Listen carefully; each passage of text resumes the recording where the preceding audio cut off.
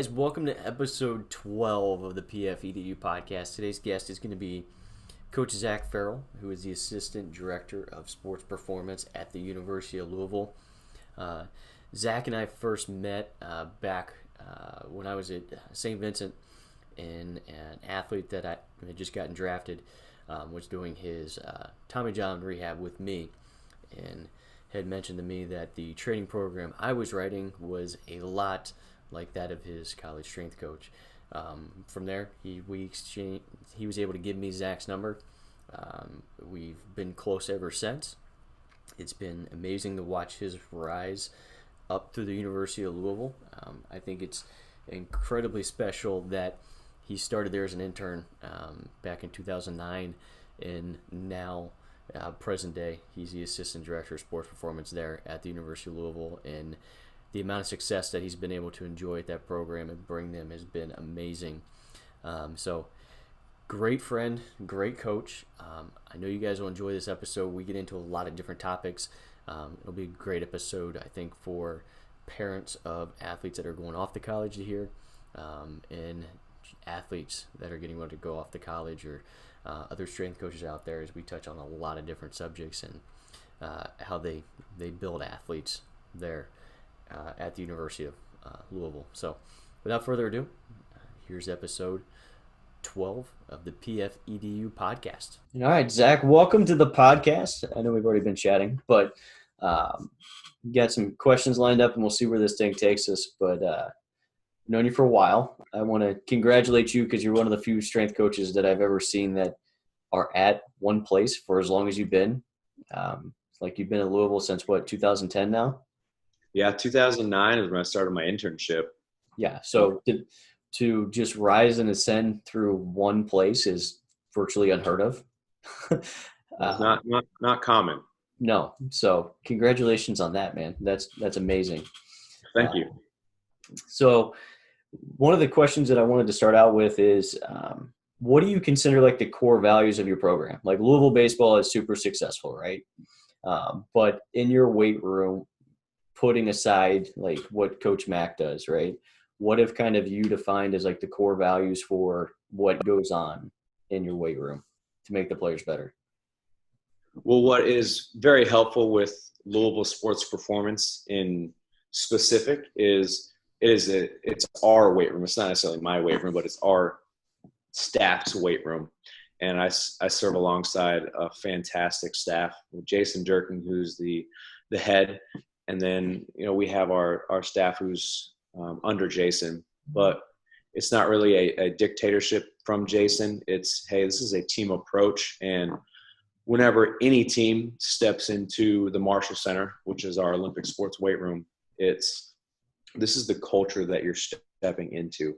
And it wasn't him saying, hey, this is what we're going to do. It's, hey, what do you guys think? Let me hear your ideas. Let me hear your thoughts. What is important to us? And it's that us mentality, that kind of unity over self mentality. So it starts with, our mission statement. We build athletes and prepare champions for sport and life. And we thought that was very important to make sure we add for sport, because that's why they're at the university. But what happens after they leave the university? And what does building athletes mean to us? We thought it was so important that we plastered it all over our wall, but it means so much to us that, we look at the whole anatomy of the athlete. We look at, not just the body, which is a big portion of it, but what about the mind? Are we educating the mind? Are we, challenging that competitive spirit of the athlete? And then what does it mean to be a champion? Well, how are we preparing them to do the little things that are hard, that most people shy away from? What are we doing to challenge them at the end of the workout when they're a little bit fatigued mentally, physically? And then how are we going to make them just that little bit better every time we step into the weight room? We don't necessarily mean how much weight are they putting on the bar that day. Some days it's not about how much weight you lift. It's, hey, how do we lift this weight specifically? Or today we're not lifting weight at all. We're going to make you feel better because you have a big game coming up, and this is important to us to take time to really focus on these few things. And then it comes down to what we do our main objectives. Our first objective is we want to make sure that injury prevention, or making these athletes more robust, they can handle more stress, is the first thing. If these athletes aren't playing on their surface, whether it's a field or whether it's a court, whether it's in their boat on the rowing team, it's not really helping their team out if they're injured. So what are we identifying as risk for injury? What are we identifying as strong enough so they can perform at that level? And then the second thing is, how do we increase their athleticism? When we say athleticism, what does that mean for them? It's their ability to do their sport. So with me, especially with baseball, it's how do I make them better at baseball? Is squatting more weight going to make them better at baseball? Some guys, yes. Some guys, no. If we keep squatting super heavy, well, I'm not really making them better at baseball. I'm just making them a better squatter, which is exciting and fun, but it's not making them better at that sport. And the third thing is we are committed to having individual and team success. We are committed to making these athletes better. It really starts with team success. And I say this to recruits whenever they walk into our weight room, is if the team is successful, you will have more success as an individual. So if you're able to kind of remove yourself out and do the small things that we need you to do, whether it's your freshman year and all you get to do is a few base running times where you get to come in and pinch run. Well, those are key times where I'm warming you up so you can steal one base so we can get you in a position to score a run for us. That's going to help us win that game. And if we win that game, that could catapult us into, hey, now we hosted a regional. Now we hosted a super regional because we went back and stole that one base versus a top 10 team at their place, and we ended up sweeping them on the road. That's happened many times before in our we look back into some of the seasons. That it's that little thing, and your individual success really stemmed off of that team success, which started your freshman year and now led into your junior year, which is your draft year. And we want to help you get drafted in this, the highest possible, because we want you to have that individual success. But hey, it came because we were successful as a team first. But some of our core values we've identified is, we want to make sure that we have high character. Anyone who works on our staff has to have high character first. We're not going to hire for the team. We're going to hire for the staff. And we've, hand selected all the people who work with Louisville Sports Performance. And it's not just one person making the hire. It's a team approach. We bring them, if you make it to our, on-site interview, it's, hey, we thought you had high character, you have high competency, and you have a high capacity as well. Those are kind of our 3 C's that we look at. And if you fit all those 3 C's, and hey, the whole staff is in agreement on this, then we're letting you, come help us make these athletes better at the University of Louisville. That's awesome. I had all these questions, but I'm going to take a left turn because of some of the stuff you just said. I want to dive into. So I remember coming down to visit you guys and sitting on one of your staff meetings, and you mentioned it in there. And I feel like it's a question we always go back and forth with as a staff is, when is an athlete strong enough, right? Because I'm in the same boat as you. Like, we're very like-minded.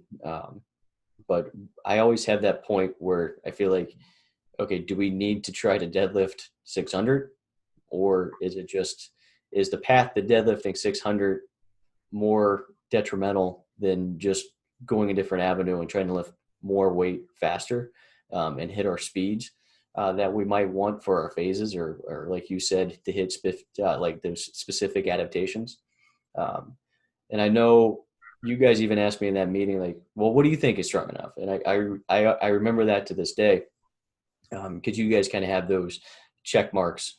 I don't know if you still do, but you had those different parameters as to. Yeah, we have some relative strength parameters that we're trying to look for. Yeah. Would you mind kind of going into that, like what you guys deem as strong enough or what those parameters are? Yeah. So the biggest thing is, every sport and male versus female, it's important for us to see what does the research say first, based off how strong does an athlete need to handle the force or the stress of that sport. So we like to say, okay, how strong do we think this athlete needs to be is the first question. And is there a lowest level of risk for injury strength? So we may say, hey, our goal is going to be 200% relative body strength in back squat. Well, that may be our gold standard up here. We say, all right, what is the lowest level that they need to be for injury prevention? Is it 175? Is it 185? Is it 200 for this specific sport? And where are they right now?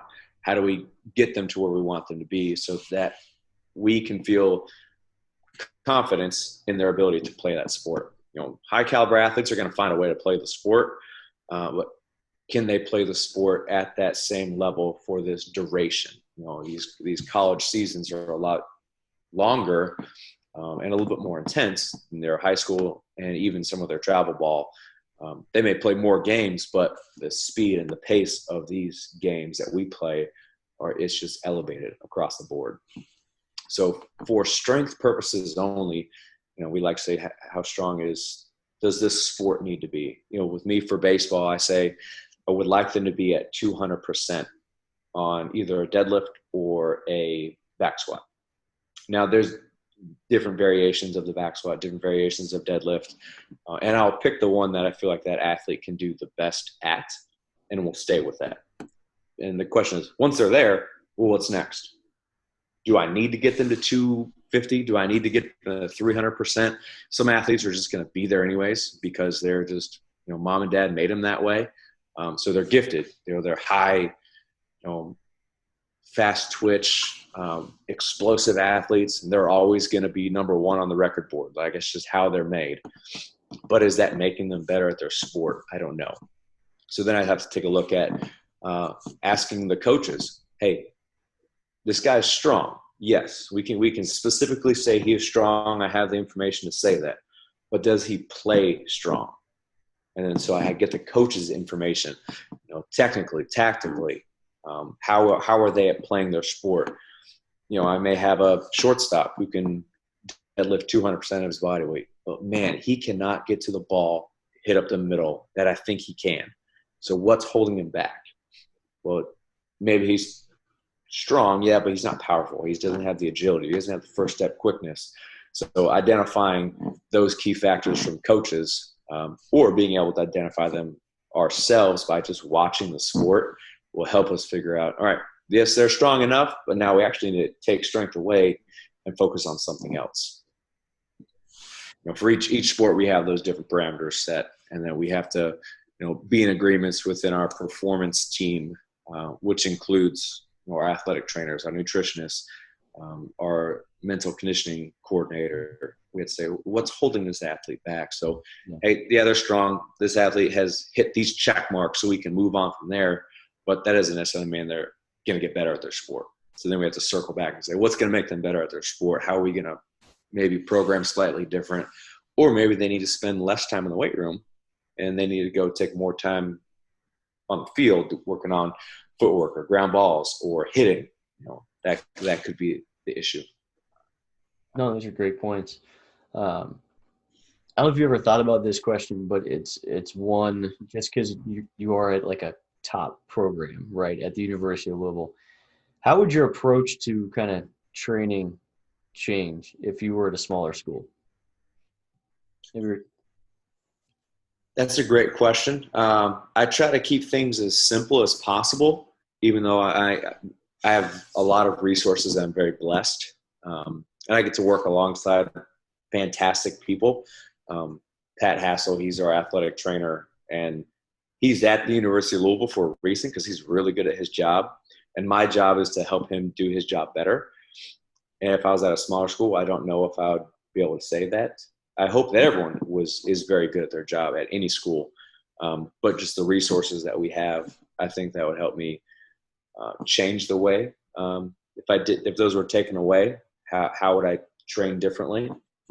I think the underlying basis of how I train any athlete, any sport would stay the same. now that I've been around long enough, the question that I'll answer is, how do I make them better at their sport? And I think during this shutdown, that made everyone have to train slightly differently. So it made me kind of go back to the drawing board and say, how can I make these athletes better when they don't have anything?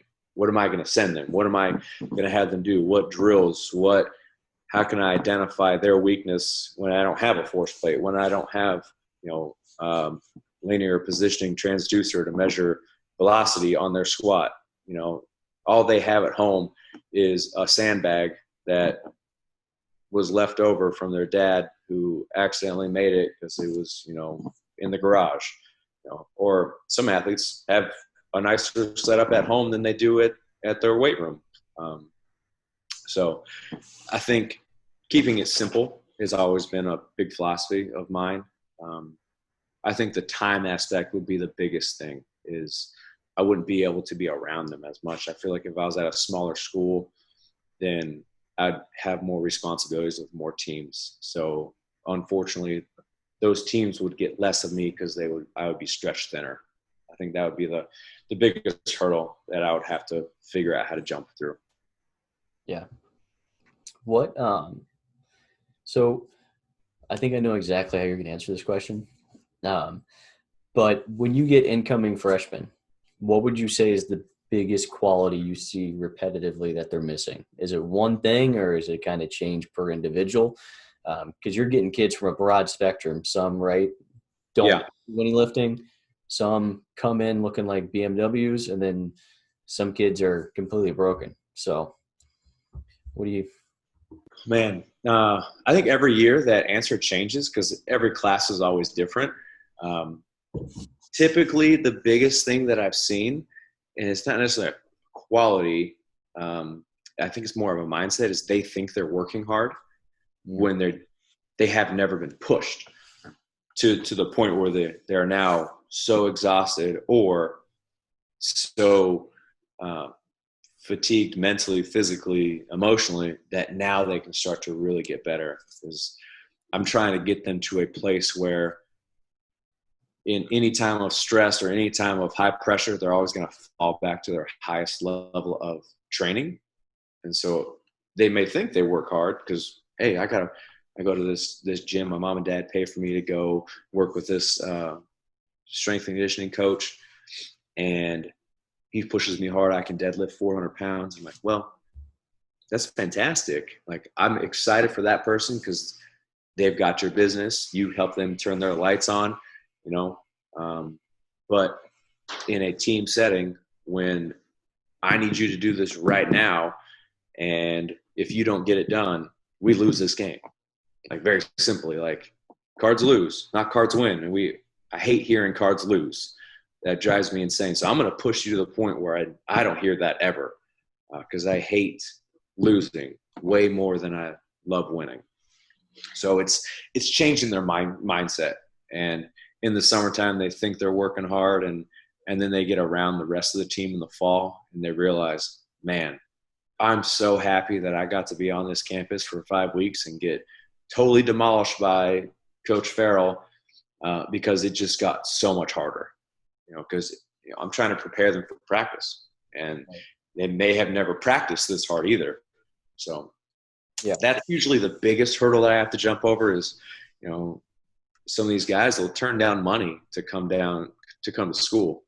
They're turning down a lot of money sometimes. And I'm like, well, I'm proud of you for coming here. And my goal is to get you more money in the future. But it also means that I'm going to tell you things that you don't like to hear. Your mom and dad can tell you how good you are. I'm going to tell you what you need to work on. And if you don't like that, I'm sorry. I'm not going anywhere. And if you don't like that, we got to figure out a way to make you like that, because that's what's going to make you better. Yeah. I like that. That's good. That's because I think far too often, I hear about it all the time. Like, the kids will be like the top here at our gym. Then they leave, and it's like, oh, there's 5 other of me at the same position. Shit, like, I got to work. And it's interesting to hear the feedback in those situations. But and what's great is, hey, you did a lot of things in high school and in travel ball, and you were getting looked at. You're, projected for the draft. Now that you're here, you're on campus. You've done nothing for us. You have not thrown a pitch. You've not, swung one bat in a live game that you got to figure out a way to, how are you going to contribute? Like, you got to wait a full semester until we even get to our playing, season to really have an impact. Like, sometimes that's a long time. It's a lot of poor decisions that are being made in between that time. Mm-hmm. But, but I'm also preparing you so that, hey, if you step in here and you get a spot as a freshman, like, you earned it. Now go prove it. It can be taken away because we have a lot of good talent just right behind you. And that even goes for our juniors and our seniors. They've been here for 3-4 years, and hey, it's still a battle for them because every year we get freshmen who are coming in who are more talented, but they haven't had the ability to prove themselves yet. So hey, if you're a freshman, you get to start, you've earned it, but you're not keeping it. You better earn it every day you cross those lines. And so I try to help prepare them for that. No, that's great. I love that. Something I wanted to bring up here, something I've been kind of playing with on more like a speed and agility side, I do a lot with like med ball work for pitchers. Huh? And I really don't know how to title it. I'm just kind of bringing it up to kind of talk through this with you. And if it sounds stupid on the podcast, I'll just edit it out. But it's kind of this theme of teaching players to, right, we want to set them up in an environment of success, right? Yeah. So using something outside of a normal ball to teach them kind of what I call like self-organizational principles. So like with our pitchers, like we kind of identified like, okay, well, you're missing your hip hinge in your mechanics. So what med ball exercises can I do to teach you how to hip hinge in your delivery? Or a lot of pitchers kind of miss that vault with the hips on the lead leg. Like they're, I don't want to mention his name, but you have one of them that I've been trying to teach the vault over the lead leg rather than just a really 90-degree bend.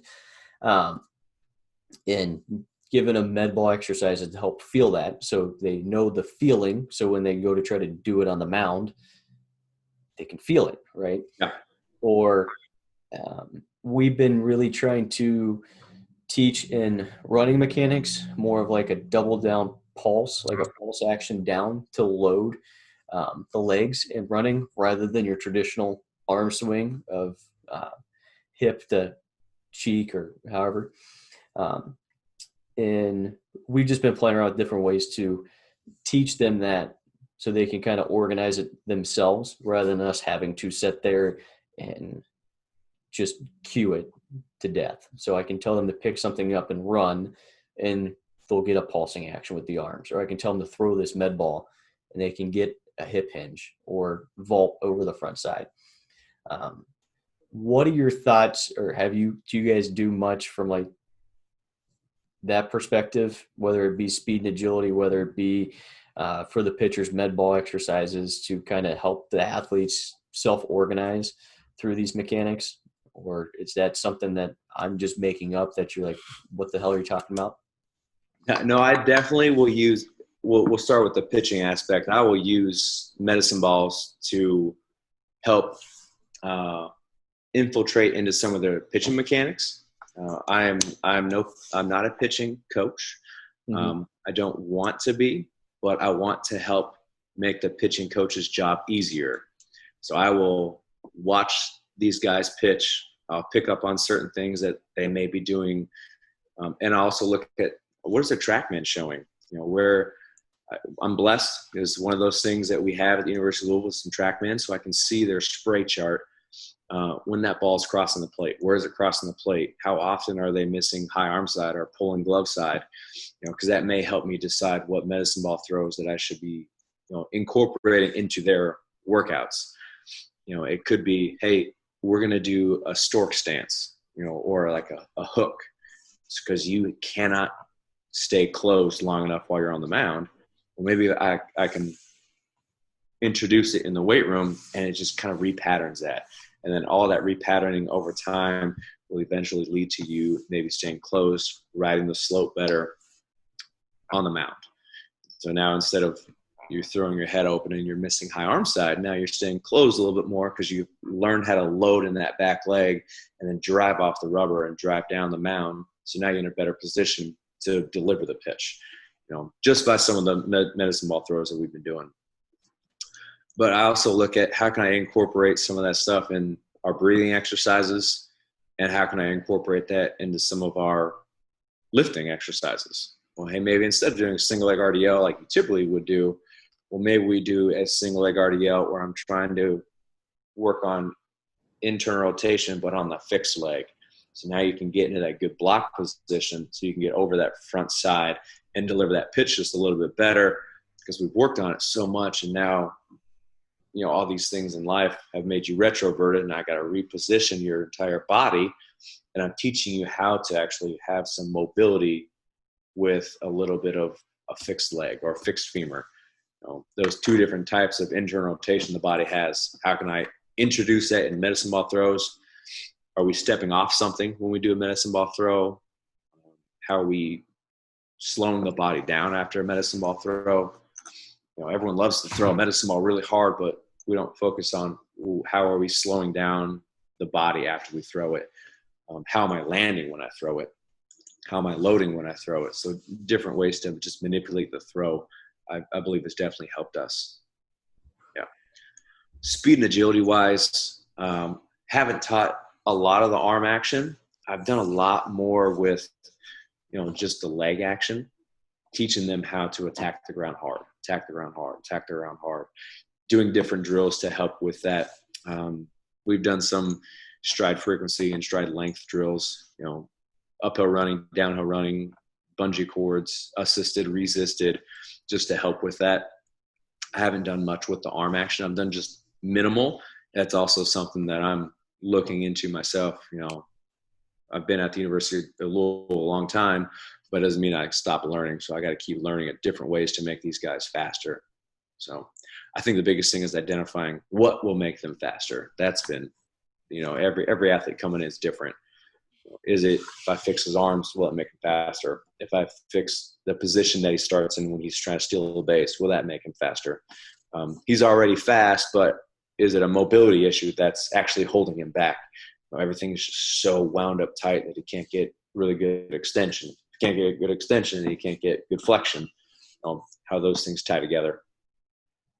Yeah, I think it's so like a lot of it from the speed side for me stems from this time last year going out to visit that the Weck Method place in David Weck, and I'm sure you've seen some of his stuff, and it's kind of one of those things where I didn't expect to get anything out of it. And then left there, came back, started integrating some of the principles with Adam because he's the one who wanted me to go out there. And then actually saw Adam get faster. And when you're taking the guy who's second fastest man in Major League Baseball and actually seeing him get faster. Yeah. And then again, he texts me because I watched him in a game, and I texted him. I said, hey, just want to let you know your arm action looks sloppy and old. Again, you're getting long. And he goes, I'm trying to hit a baseball, not focus on running for him. It was kind of funny. But he responded and said, the base stealing, the way we kind of changed it this offseason using the Weck method, actually, he said, felt he was getting such a better jump on the pitch. He was getting out of his break so much faster. And that was interesting to hear because we're beating it into the ground with our guys that we have, like the high schoolers, the college kids when we had it, and then the minor leaguers that are still here. And at first it's really awkward to them, but then once they get it down, they do. Angles look better coming out. Yeah. And then when you see people get that double down pulse action with the arms, we're really seeing leg mechanics clean up. It's really weird. So like it took me maybe 3 to 4 weeks to teach Engel how to just use the pulsars. And we're talking a high caliber athlete. in my head, that doesn't translate to right teaching high school athletes. Like if Engel takes 4 weeks, Weeks are going to take like 6 months to a year. yeah, and I tried it just on a whim just to see what happened, and I about had a coronary because it was so bad. So I had like this epiphany about 2 weeks ago where, and I called Jim Cabasso to try it, and he thought it was nuts as well. But it's really weird. I just on a whim had this girl who we can't. Everything we've tried, like, doesn't work. Like it's one of those. It's like usually it's just like I don't like started. Yeah, like we even started going into like phenotypes and everything just to try to figure out like, okay, what can we do differently with? And I had her just like, okay, maybe if I can teach her the double down pulse, it'll clean everything up. And I wasn't going to teach her the shakers. And I had heard driving in, I was listening to the Just Fly like performance podcast, and they were talking about, I forget who it was with, but they're talking about how if somebody struggles to push on a leg, they'll put on a sleeve and like attach, like we're talking grams, what they'll attach weights to the leg to make them drive harder. Yeah. And I just got in and I was like, I'm just going to have her hold weights. So I gave her 2.5s, and I told her, just don't hit yourself in the face. And I just want you to sprint. And we timed it. And after the second sprint, her time was faster than not holding weights. And then I said, okay, let's try something else. I said, why don't you hold 5s just to see if I can get more of an aggressive pulse? I've never seen leg action that clean on backside extension because she got backside extension for the first time ever. Her knee flexion hip flexion looked good. I perfect striking into the ground. She actually ran faster with the 5-pound weights than she did with the 2-pound weights. Wow. And then we took them away, and she ran her fastest time ever. And I was just like, what did I just do? Like, just completely. And then I had another kid come in who was super fast, but he had a left hamstring injury last year, and they haven't been able to get him back. So I had him hold the weights in the affected side on just the left side. And he's holding a 5-pound weight and no weight, right? And he got the fastest time that he's ever gotten that way. And he looked at me and said, I haven't felt the left leg drive like that in a long time. And when you watch the arm action, it's that double down pulse. It's not a big arm action. And the only thing I can attribute it to is, okay, I took the weights and had him hold it. So I'm going back to that kind of principle I was talking about. Like, okay, did that just self-organize the entire body? Because they're not on anything. Now, some kids, you look at them when they're running, it's about 90% will get it on first try. But then with some of the kids, you have to kind of finagle it and have them hold one weight at a time to learn it, or no weight. And but most of the kids are getting it. And it's been really weird to kind of see over the past 2 weeks, because we're really trying to go we were like, we're just going to go all in with this in the next 6-week block and see what happens. But it's been interesting to watch. And I don't know if that makes any lick of sense to you at all, but I wanted to run that by you. And has it, carried over to their sport pretty well as well? That's the thing. Like, most of the kids are, playing one fall ball game a week. Yeah. It's hard to answer that question right now. Yeah. I think it'll be interesting when in a few weeks some of the kids start to do more showcases and we get 60 times. And then at the end of the 6-week block, when we retest to see how test scores drop. But so far, a lot of the kids are dropping in their speed time just because we're timing 5s, 10s, 20s, and 30s almost every single day just to see. Mm-hmm. And maybe it's just because we're timing stuff every single time, but we normally do that. I'm curious to see how this goes. Technical aspect and a competitive aspect working in your favor. Yeah. Hey, I ran this time. I want to run faster this time. So they're trying a little harder. That's always positive. Yeah. It's one of those things, like once this COVID thing passes, I'd love to come down or have you up here just to show you it, just so you can. Yeah.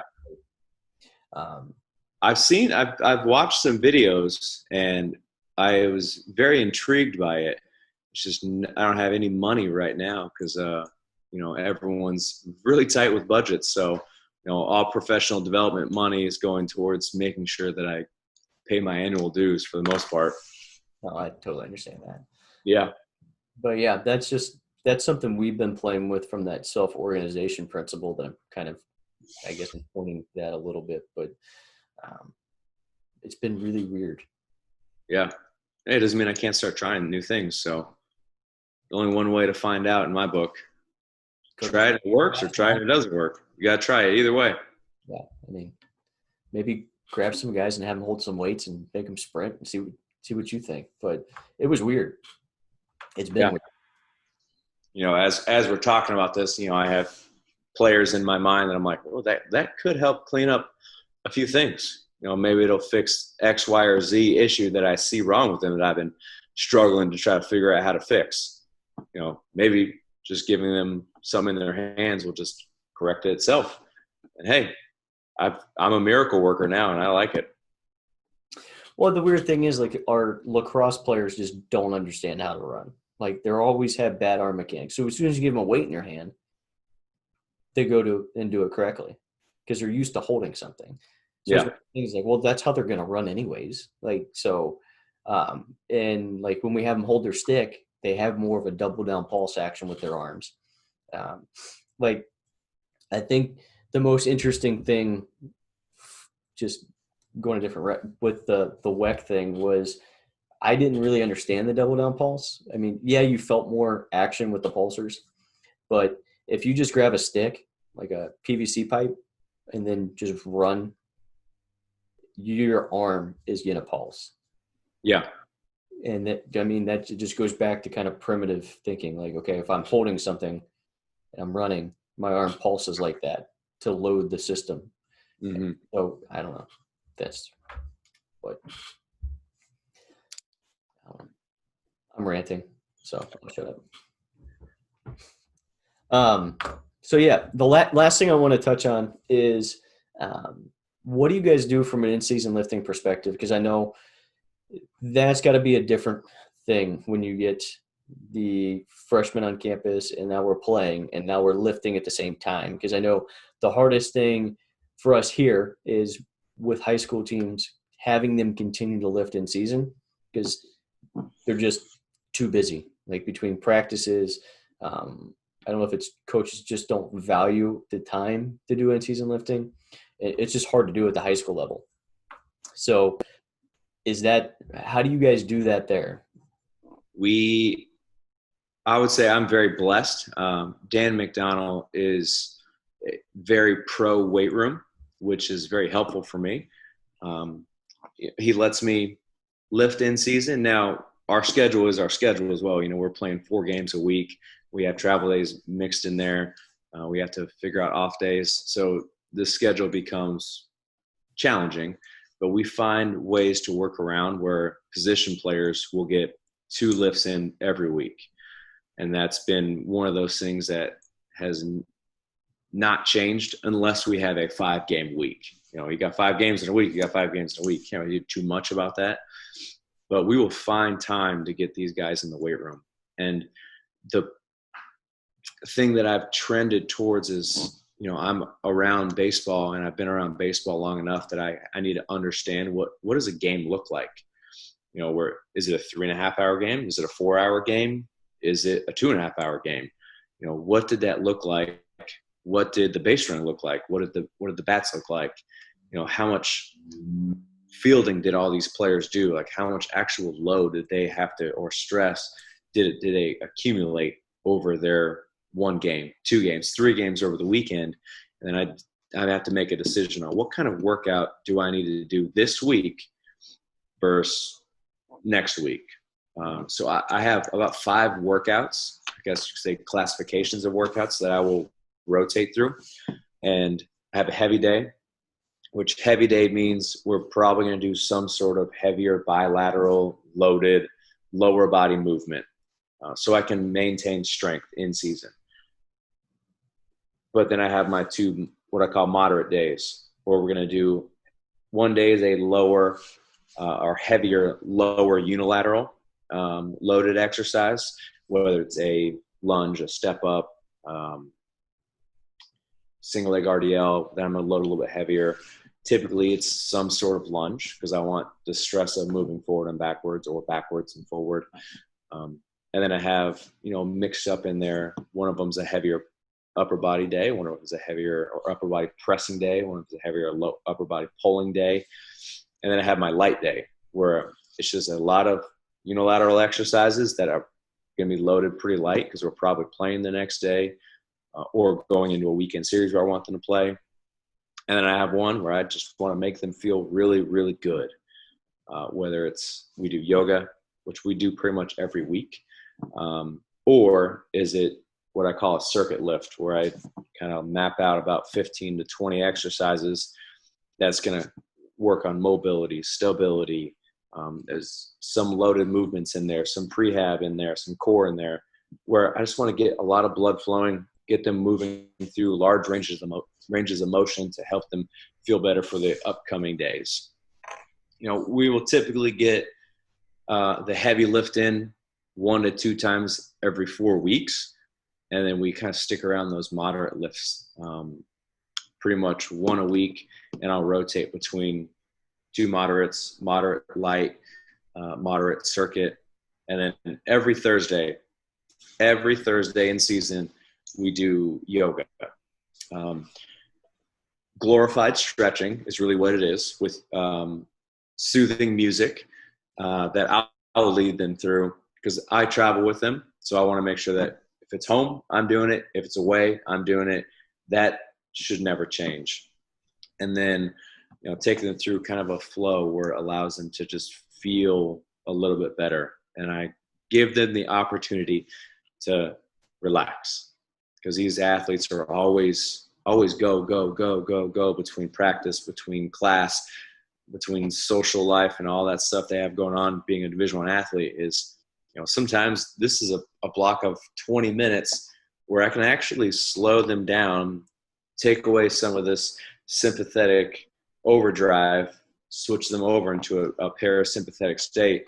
You'd be surprised how many times they fall asleep when we're just trying to breathe. But, I'm okay with that. They've relaxed. It's after we've done our work and we stretched, and now they're relaxed. So I've actually found more benefit in keeping that in every week because we've had less injuries, more or less like hamstring, those muscular tendon issues, because we're just prioritizing this weekly. We're lifting on top of it. So is it the chicken or the egg? I don't know, but a combination of both. My better players I'm having them healthy for Coach McDonald to do what he wants to do with those players. And if they're not healthy, then, what am I doing to help get them back? What am I doing to help Pat Hassel get them back? Because you win in life with people, and our performance staff, I feel like, is one of the best in the country. So this explains why Nick Bennett does yoga. No, I now understand that. So that makes sense. Nick went all in, and I got him to download the app. He had his own routine set up and everything. He has his own mat, brings it in. That's part of his pregame routine. Yep. So now it all makes sense. I was wondering how he got into yoga. So there we go. Hey, kid was a freshman All-American, and he picked it up then, and he just kept going. Just kept going with it. So